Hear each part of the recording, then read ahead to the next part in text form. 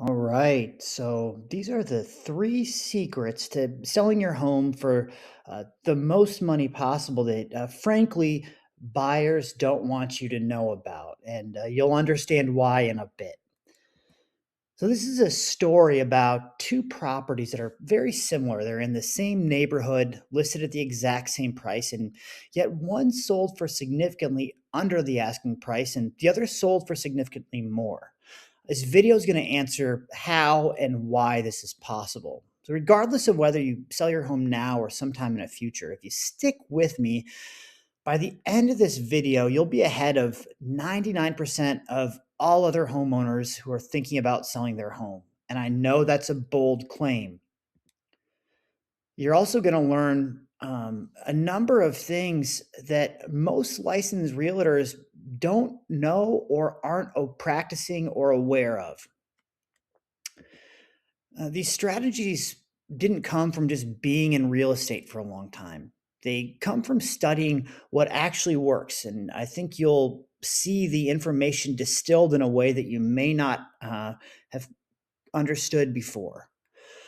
I've spent years building businesses and breaking down real market data, sold and analyzed millions of dollars in volumes of houses to see what truly moves the needle for sellers.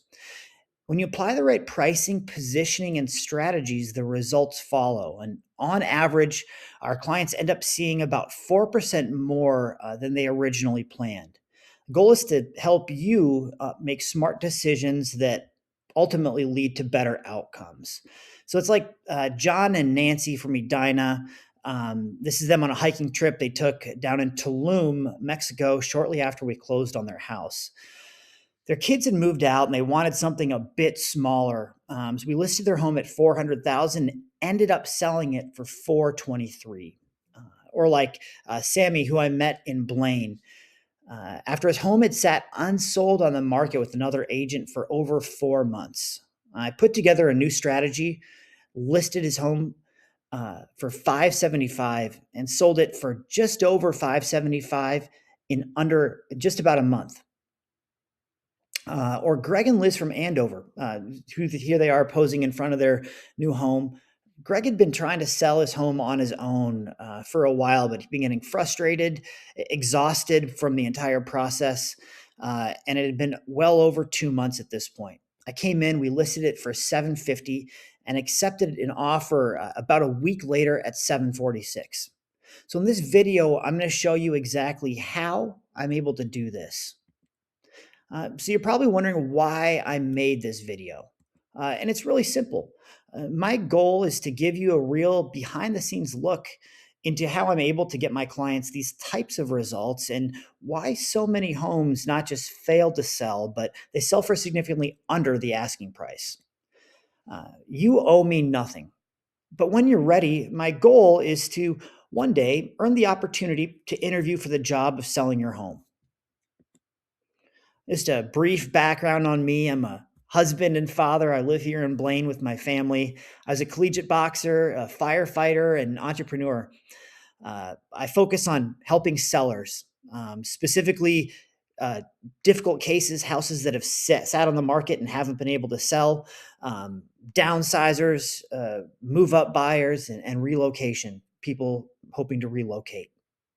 But I really work with anyone that I can connect with. I really enjoy working with people. So we're going to start with something simple, and as we go, get a bit more advanced. The driver of home prices is obviously supply and demand. And we know it's really simple, right? The less supply that we have and the more demand we have for something, the higher the price we're going to be able to charge. And on the other side of that coin, the more supply that we have, the lower the demand, the lower the sales price. So basic economics that most people are familiar with. Question is, how do we create a situation where we have more demand for your home than there is supply, regardless of what's going on in the market? So this is the question that I sought out to answer as I got into real estate. So we're going to start off with secret number one: price bracketing. Now, when we look at how buyers search for homes, this is what they do. They go to their favorite real estate website, and on that website, they search for properties that are for sale in whole numbers. As an example, like you can see on the screen, a typical home search for buyers that are approved up to, let's say, $600,000. They might search for homes between 550 and then they're going to go a bit over that on the other side to maybe 650. Oftentimes searching in increments of $100,000. So this is very common. It's probably what you've done if you've been approved for a loan or searched for a house before. You have a general range and you search in that range. Now, what buyers don't do, bear with me on this because we're getting to a very important point. They don't search for properties in odd numbers. As an example, they wouldn't search for homes from 547, $650 up to 654,322. In fact, and this is not only does their psychology, for the most part, prevent them from doing that, but the real estate websites themselves only let them search in whole numbers. So go to any website or app that you want right now, Zillow, realtor.com, Redfin, whatever you use, however you search for homes. And you're going to be forced to search in what we call these price brackets. So you're only able to search in most cases uh, increments of $25,000. So 500, 525, 550. I know it seems elementary, but it's really important, as we're going to see in a second. So here's the mistake that most agents and most homeowners are making when they go to sell their home. They list their home with the famous $999 at the end. It works great in Walmart. It works terrible in real estate. You see it all the time, though, and it's a massive mistake. So let me unpack that. Someone who lists their home at $549,999 is looking for a $550,000 buyer, right? I think we can agree on that. Well, just like we talked about, potential home buyers are searching on real estate portals for property in whole numbers. In fact, that's all they're able to do. So if buyers are searching for homes between 550,000 and 650,000, this poor home seller who has their home at 549.9, who's looking for the $550,000 buyer, doesn't even show up on that buyer search. In other words, the buyer that we discussed earlier doesn't even know that this is a potential home for them. It doesn't even show up on their radar. Why? Because the agent and homeowner didn't know any better. So, what should our homeowner do? And what should the agent advise them to do? Well, the first, just simple strategy is to list the properties directly on whole numbers, specifically on price brackets. We're going to talk about that in just a second here. But if they just change the price from 549.9 to 550, here's what would happen. The seller would instantly double the amount of demand on the home overnight. So look at what happens when they change the price. All of the potential buyers searching for homes all the way up to 550, so let's say 450 to 550 or 500 to 550, they see that home and it's the best property in that category, but they're also capturing buyers who are searching from 550 to 600 or 550 to 650, and it's the best value in that category. So they're double ending the bracket, capturing two brackets, doubling the amount of buyers that see their property. And there is actual data on this that I go over when I meet with people about listing their house, where I can show you exactly where buyers are looking. So simply by pricing on a whole number on major buyer brackets, as I call them, the homeowner is able to double the demand for their home. And what do we know about demand? As demand goes up, supply goes down, it drives the price of the home up. So now that we understand price bracketing, which is relatively simple but is incredibly powerful, the next big mistake that agents and sellers make is not knowing how to position their home in the marketplace. So, secret number two is positioning. So, here's just a simple example. Let's say that the property value of a house is around $535,000. Well, step number one is to do what I call an active demand analysis. Where are buyers looking in the marketplace right now? Not hypothetically, not what have they done in the past. Where are buyers looking right now? So we start by identifying what we call the TAM, the total adjustable market. So if a property was valued at 535,000, buyers looking in that range is probably searching in a general $100,000 window. So we're going to look from 500 to 600,000. Based on some research and reporting features that all agents have access to, just not a lot of them look at it. We see that there have been 43 showings in houses within that TAM, that total adjustable market. Now we can break that down by these $25,000 price bracket increments. And we can see the number of showings that have happened in the geographic area of that house in the past 30 days. These are qualified buyers who are searching in these price brackets looking at houses. And we can see there that between 550 and 575,000, we had 17 showings. That represents 39% of all showing activity. That's a pretty strong indication that there is a large demand for homes in that bracket. And there are a lot of buyers who are qualified in that area looking for a home between 550 and 575. Now, the next closest bracket is 525 to 550, where we see 32% of all showing activity. So if we were to price right at 550, we're capturing both of those brackets, resulting in, what is that, 71% of all activity in that area. Does that make sense? So if that's what demand looks like, what does supply looks like? And again, we can look at actual data. We can look at the marketplace right now and see what supply looks like.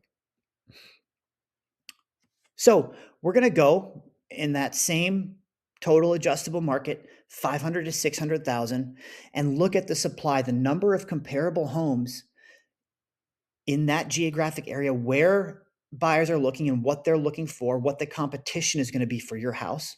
And we see that there are 18 properties that are for sale. Now, again, we're going to bracket and separate these properties based on the price brackets. So, for example, 5 to 525, there are 5 houses in that bracket. There might be one at 515, one at 517, and 2 at 523, whatever it happens to be, right? But we're looking for here is the lowest amount. We want the lowest amount of supply. And as you can see, ironically, the lowest amount of supply is in that 550 to 575 range again. So we have identified the highest demand and the second highest demand, and then the lowest supply. So if we price at 550, we not only capture where there is a limited supply of houses, but we're also looking in a range where buyers have indicated a strong interest. Maximize demand, minimized supply to help drive up the potential offers on your house. So therefore, we can see that a property that was positioned there, again, is going to have the highest amount of demand and the lowest amount of supply. So we need to figure out, how do we position your home now in a way that would make it stand out in that specific price bracket? We want it to be the obvious choice, the one that buyers, they're looking at multiple homes, they see your home come on the market, and they immediately look at your home like a magnet. They want to come see your home immediately and present their best offer. Well, secret number 3, we're going to unpack that a bit. We're going to talk about time versus money and how to outsmart the competition. So we have to understand what buyers do and how buyers actually make decisions to write an offer. And more than that, how do we strategically place your property in the market such that the buyer's offer represents their best offer. We don't want them writing low balls and trying to wheel and deal with you. We want to keep you in the driver's seat the entire time. So, the first thing we have to understand is this idea of time versus money. So, here's just a quick run through of what that looks like. Based on copious amounts of historical data, we know that homes that sell faster end up netting more money. Homes that sit on the market sell for less. It's probably intuitive if you think about it. And what I'd like you to do for a second is just put on your buyer hat. Imagine that you're not planning to sell, that you're just looking at houses. And I want you to imagine a home hits the market, priced at 550,000. You go see it. You turn to me. I'm your agent, and you say, "Nick, this is it. This is our dream house. We've been looking for it. What kind of offer do you think we need to write to get this house?" It's the first day on the market. What do you think I'm going to tell you? Probably a pretty strong offer. It just hit the market. They're not going to be willing to negotiate. Likewise, let's say average days on market right now here in the Twin Cities metro, we're looking at about 41 days as average.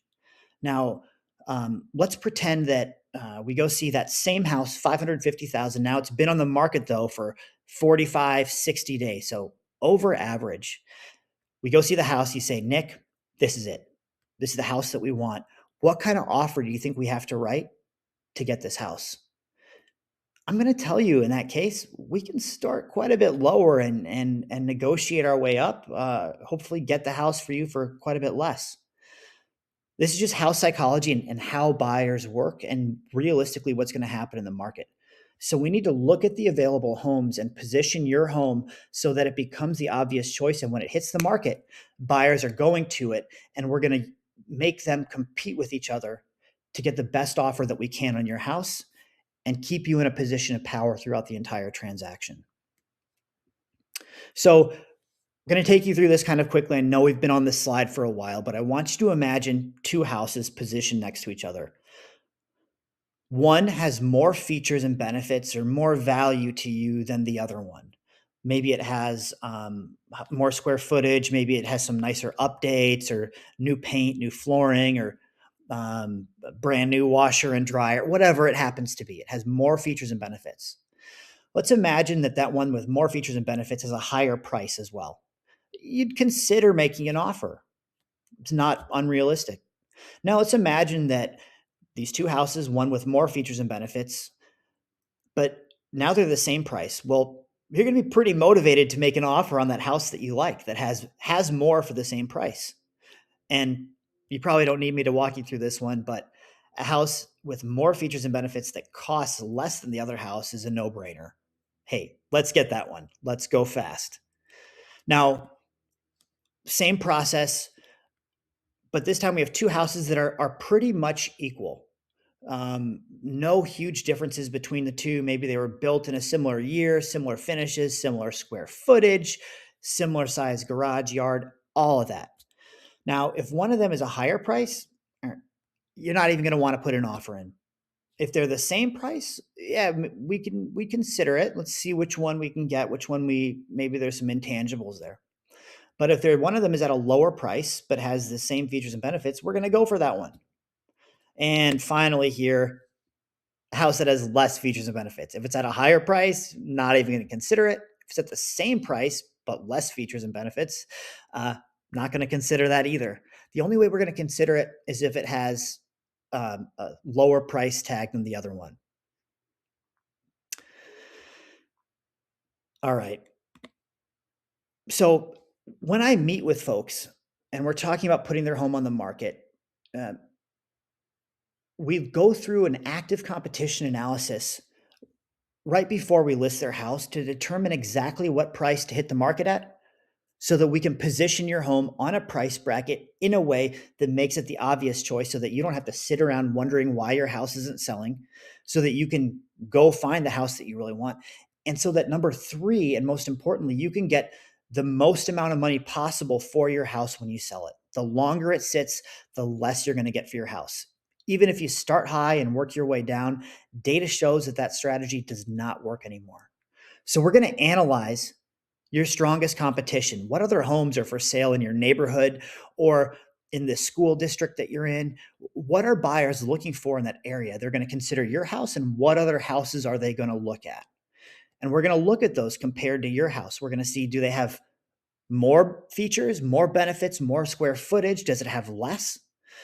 And based on that, the number of days the house has been sitting and what price it's sitting at, we're going to get a pretty good idea of how we can position your house to become the obvious choice so that when we hit the market, buyers are lining up for showings and we get an offer there right off the bat. So, just a quick recap of what we've learned. We talked about how buyers actually search for homes, and how kind of this conventional psychology around the 99 cents it works really well in for more inferior goods. It doesn't work in real estate, and in fact, you're prevented from using that. It does not reward you to use that in real estate. It punishes you. How you can actually use that to your advantage to double the amount of buyer exposure on your home. It's how we get more buyers, drive up demand, um, to increase the price of your home.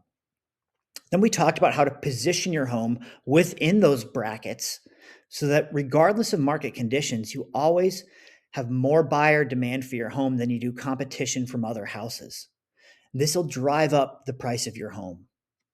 And finally, we looked at how to make your home stand out as the obvious choice to buyers so that multiple buyers compete with each other for your home, which ultimately results in a higher sales price with better terms for you.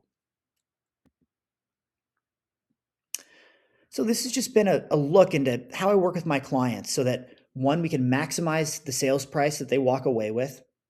Two, we can find a great buyer that's not a pain to work with, and that allows us to stay in a position of authority during the negotiation process.